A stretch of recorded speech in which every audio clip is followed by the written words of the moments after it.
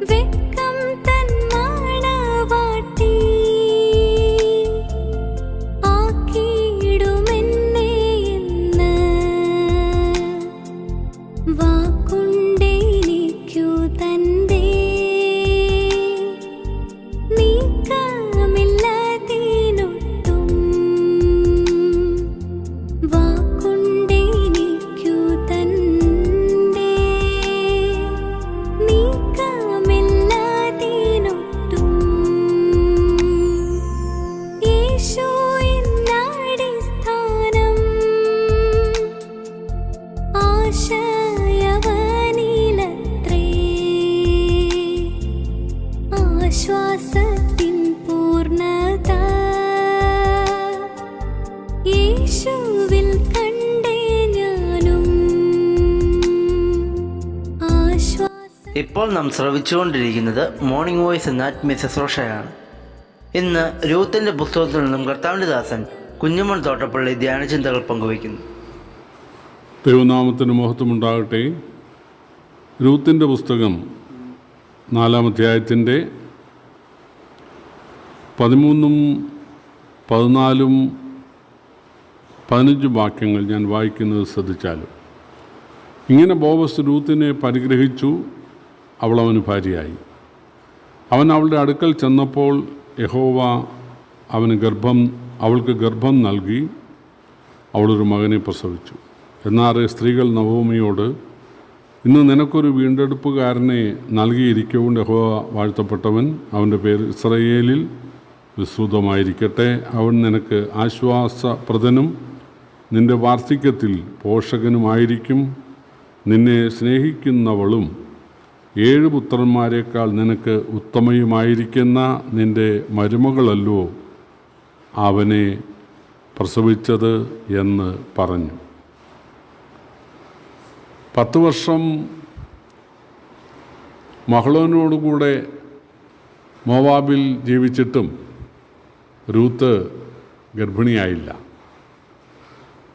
അങ്ങനെയുള്ള ഒരു സ്ത്രീയെയാണ് വിശ്വാസത്തോടുകൂടെ ബോവസ് വിവാഹം കഴിച്ചത്. ബോവസിൻ്റെ വിശ്വാസത്തെ ദൈവം ആദരിച്ചു. ദൈവം രൂത്തിന് ഗർഭം നൽകുകയാണ്. അവൾ ഒരാൺകുട്ടിയാണ് പ്രസവിച്ചത്. അതോടുകൂടെ ആ തലമുറയ്ക്ക് തുടർച്ചയുണ്ടാകുകയാണ്. ഈ കുഞ്ഞുണ്ടായ സമയത്ത് അടുത്തുള്ള സ്ത്രീകൾ അടുത്തു വന്നു. നമുക്കറിയാം, മോവാബ് വിട്ട് ബേത്ലഹേമിൽ നവോമി കാലുകുത്തിയ സമയത്ത് ഈ സ്ത്രീകൾ വളരെ ആശ്ചര്യത്തോടുകൂടെ വന്ന്, ഇത് നവോമിയോ എന്ന് ചോദിച്ചതാണ്. നവോമിയോ എന്ന് ചോദിക്കാൻ കാരണം, നവോമി എന്നുള്ള പേരിൻ്റെ അർത്ഥം യഹോവയുടെ ആനന്ദമെന്നാണ്. യഹോവയുടെ ആനന്ദമായ ഒരു സ്ത്രീ ഒരു മോവാബ്യ പെൺകുട്ടിയെ കൊണ്ടുവന്നിരിക്കുകയാണ്. മോവാബ്യരും അമ്മോന്യരൊക്കെ ഇസ്രായേലിൻ്റെ ശത്രുക്കളാണ്. വ്യക്തമായിട്ട് ബൈബിളിൽ എഴുതിയിട്ടുണ്ട്, 10ാം തലമുറ പോലും അവർ യഹോവയുടെ സഭയിൽ പ്രവേശിക്കരുത്, അല്ലെങ്കിൽ പ്രവേശിക്കാൻ ഇട കൊടുക്കരുത്. എന്നാൽ ഈ പെൺകുട്ടി ഒരു വിശ്വാസിയാണെന്നൊന്നും ഈ സ്ത്രീകൾക്ക് അറിഞ്ഞുകൂടാ. അതുകൊണ്ട് ആശ്ചര്യത്തോടും പുച്ഛത്തോടും കൂടെയാണ് ഇത് നവോമിയോ യഹോവയുടെ ആനന്ദമോ എന്നവർ ചോദിക്കുന്നത്. അപ്പം നവോമി പറയുന്നുണ്ട്, എന്നെ നവോമി എന്ന് വിളിക്കണ്ട, മാറ എന്ന് വിളിച്ചാൽ മതി, അതായത് കയ്പ് എന്ന് വിളിച്ചാൽ മതി. ദൈവം എന്നോട് കഠിനമായി പെരുമാറിയിരിക്കുന്നു, ദൈവം എന്നോട് കയ്പായിട്ട് ഇടപെട്ടിരിക്കുന്നു, എന്നെ ദുഃഖിപ്പിച്ചിരിക്കുന്നു. നിറഞ്ഞവളായി ഞാൻ പോയി ഒഴിഞ്ഞവളായി ഞാൻ മടങ്ങി വന്നിരിക്കുന്നു എന്നാണ് അന്ന് നവോമി പറഞ്ഞത്. എന്നാൽ അവർക്ക് ഇന്ന് കാര്യം മനസ്സിലായി. ബോവസ് വിവാഹം കഴിച്ചത് ഒരു വിശ്വാസി പെൺകുട്ടിയെയാണ് ബോവസ് മഹാധനികനെങ്കിലും ഒരു ദരിദ്രയാണ് വിവാഹം കഴിച്ചിരിക്കുന്നത്. ബോവസ് ആഢ്യനായ ഒരു യഹൂദ ഗോത്രക്കാരൻ ആണെങ്കിലും അദ്ദേഹം മോവാബിൽ നിന്ന് രക്ഷിക്കപ്പെട്ട ഒരു പെൺകുട്ടിയാണ് വിവാഹം കഴിച്ചിരിക്കുന്നത് എന്നുള്ള ഒരു മതിപ്പ് അവർക്കുണ്ടായിരുന്നു. പക്ഷേ 10 വർഷം മക്കളുണ്ടാകാതിരുന്ന അവളുടെ ഗതി എന്താകുമെന്നൊക്കെ സംശയത്തോടെ അവർ ഒരുപക്ഷെ വീക്ഷിച്ചിരിക്കാം. പക്ഷേ ഇപ്പോൾ അവൾക്കൊരു ആൺകുഞ്ഞിനെ കൊടുത്തു കഴിഞ്ഞപ്പോൾ ദൈവത്തിൻ്റെ ഇടപെടൽ, ദൈവത്തിൻ്റെ കൈ, ദൈവത്തിൻ്റെ ഹിതം ഈ കാര്യത്തിലുണ്ട് എന്നുള്ളത് അവർക്ക് മനസ്സിലായി. ഇപ്പോൾ അവർ നവോമിയെയാണ് അഭിനന്ദിക്കുന്നത്. അതായത് ഈ പെൺകുട്ടിയെ രക്ഷയെങ്കിലേക്ക് നയിച്ചതിനും അവളെ ആരാധനയ്ക്കായിട്ട് ഇസ്രയേലിലേക്ക് കൂട്ടിക്കൊണ്ട് വന്നതിനും നവോമിയെ അഭിനന്ദിക്കുകയാണ്. അതിൻ്റെ പ്രതിഫലം എന്നോണമാണ് ദൈവം ഈ കുട്ടിയെ നൽകിയിരിക്കുന്നത്. അവൻ്റെ പേര് ഓബേദ് എന്നാണ്. അവനെ നൽകിയിരിക്കുന്നതെന്നാണ് ഈ സ്ത്രീകൾ പറയുന്നത്. കാരണം അത് നവോമിയുടെ വീണ്ടെടുപ്പുകാരൻ എന്നാണ് പറയുന്നത്. അവൻ വാർദ്ധക്യത്തിൽ അവൻ പോഷകനായിരിക്കും. ഇതിൽ വലിയൊരർത്ഥം നമുക്ക് കാണാൻ കഴിയും.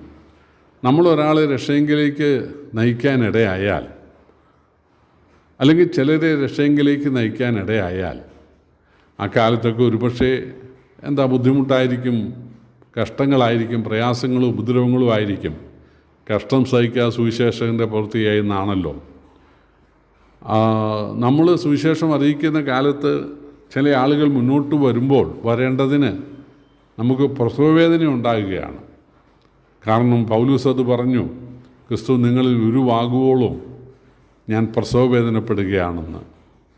അപ്പോൾ പ്രസവവേദനയ്ക്ക് തുല്യം വേദന അനുഭവിച്ചുകൊണ്ടാണ് ഒരു യഥാർത്ഥത്തിലുള്ള ദൈവദാസൻ സുവിശേഷം അറിയിക്കുന്നത്. ഈ കാലത്ത് ഇങ്ങനെ സ്തോത്രകാഴ്ചയ്ക്ക് വേണ്ടി അല്ലെങ്കിൽ ദശാംശത്തിന് വേണ്ടി ഒക്കെ പ്രവർത്തിക്കുന്നവരുണ്ട്. അവർ